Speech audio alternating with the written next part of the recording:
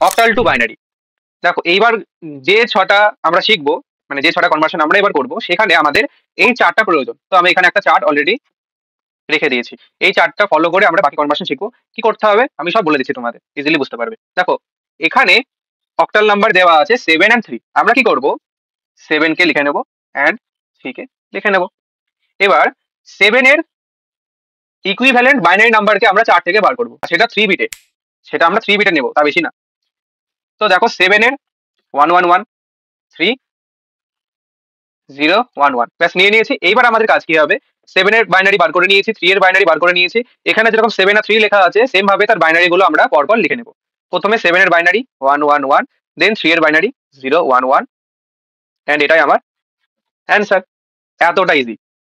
ঠিক আছে, এটা জানোই তো আমি কি বলবো, কমেন্টে অ্যান্সার দেবে।